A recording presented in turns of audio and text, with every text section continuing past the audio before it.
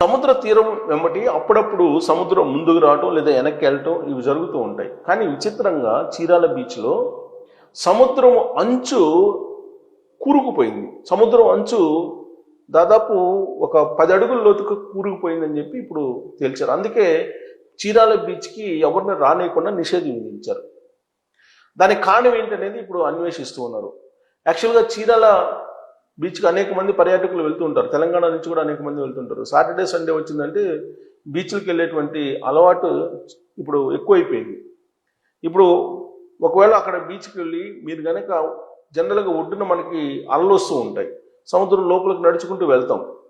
కానీ ఈ ఒడ్డు నుంచి ఒక 10 అడుగులు వేయంగానే కూరుకుపోతున్నారంట లోపలికి.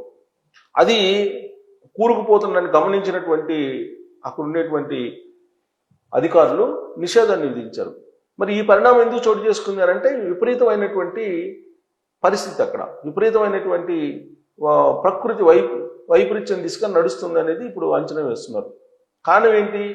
అసలు సముద్రం ఒడ్డున 10 అడుగుల్లోతు ఒకేసారి దిగటం ఏంటి? ఇప్పుడు మనం బావులు ఉంటాయి, మెట్లు దిగగానే తప్పన లోపలికి వెళ్ళిపోతాం. అంటే ఆ మెట్లు వరకు మాత్రమే మీకు ఆ సంపు కట్టారనుకోండి, ఆ సంపు వరకు మాత్రమే ఉంటుంది. ఆ సంపు దిగగానే మళ్ళీ లోతులోకి వెళ్ళిపోతాం. అలాంటి పరిస్థితి ఇప్పుడు అక్కడ చీరాల తీరం వద్ద ఉందని అంటున్నారు.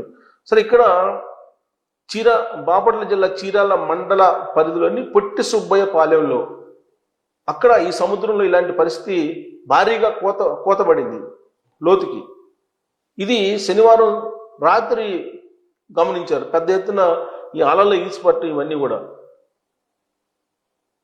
అదే సమయంలో పొట్టి సుబ్బయ్య పాలెం కాలువ వద్ద నుంచి కటారిపాలెం వరకు సుమారు 2 కిలోమీటర్ల పొడవున 20 మీటర్ల మేర సముద్రం